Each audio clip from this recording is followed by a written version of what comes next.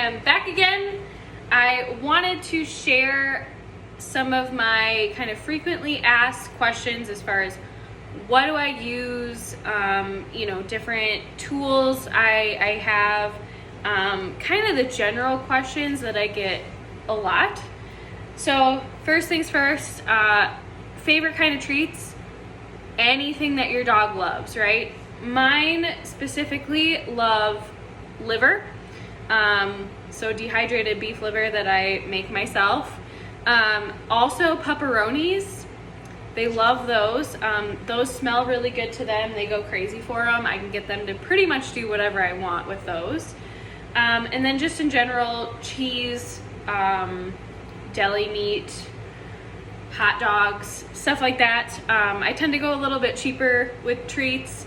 And then I usually do like bones, raw bones from like the butcher shop or something like that, for just kind of general chew toys and stuff.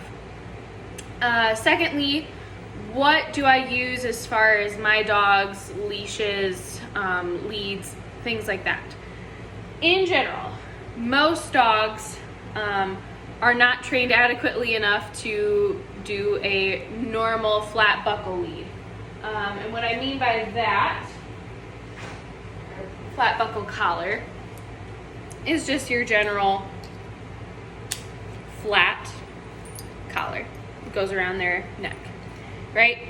I start my puppies, when I have puppies here, because I breed dogs as well, I start them on those, and I have been able to train my newest puppy, the one that I've bred, had here her whole life. I trained her on that, and she's completely fine, can heel, no problem, does not need a corrective device to kind of learn that, right? And that's because I put the work in from day one to teach those puppies how to do that stuff. Biggest mistake you can do is put your dog on a harness. Harnesses actually make them pull rather than, adjust it so that they don't want to pull, and you're thinking you're doing something great by allowing them not to have the neck restraint, but in fact you are creating a dog that pulls, and also kind of structurally it's not quite great for the dog, at least starting out. So what I recommend most often to people, what works for, I'd say, majority of my clients, majority of the dogs I've ever owned or trained, is a slip lead.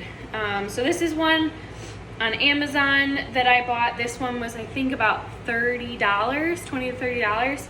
I love this one. It's very durable, as you can see. This is the stopper. It's very hard to kind of adjust, which is great. So the dog can't like easily slip in and out of it.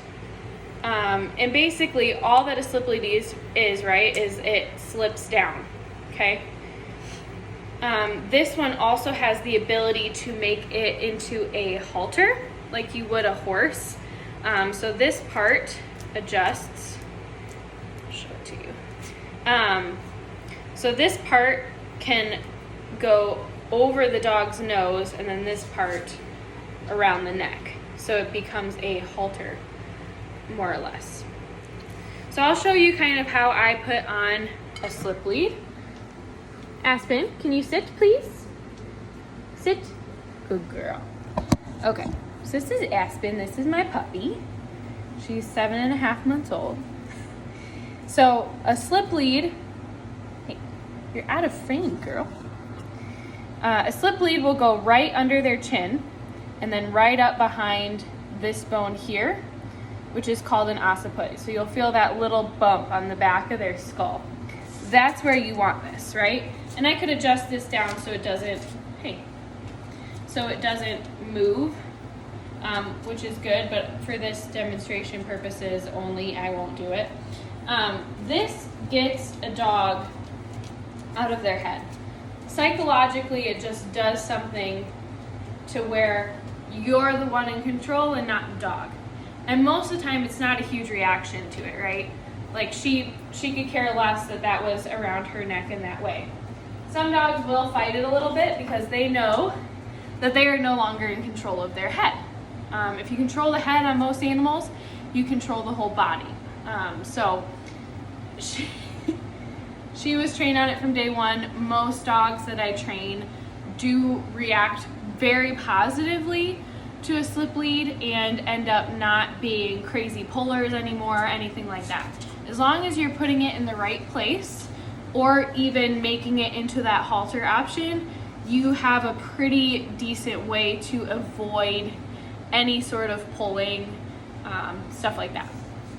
The next thing I did want to mention here is something I like to call in my private trainings and stuff an automatic sit. So with Aspen here, I'm just going to cross my arms and she's going to sit, right? This is what I want all the time, right? So if I'm walking around the house and I'm saying, come on, Aspen, come on, honey, come on. And I come over here and then I look at her, she automatically sits, okay? This is most often what I teach number one day is an automatic sit. They know how to sit. They know that when I look at them, I'm expecting them to have a calm, static behavior that is ultimately I'm disciplined, I know what you want, and I'm waiting for you to tell me what you want me to do.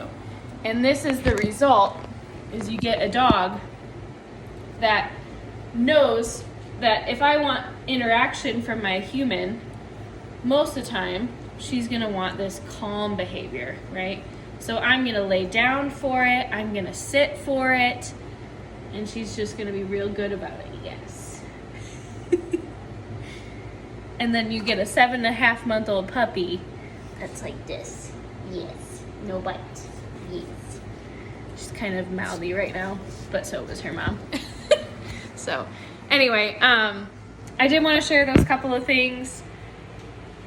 I want to be holding some puppy classes soon, so please be on the lookout for that. If you've got a young puppy, if you don't want to go to a bigger trainer, if you want to kind of have one near you that does it at their home, if you have friends that have puppies and you all want to get together and just learn a little bit of something with it, please feel free to reach out.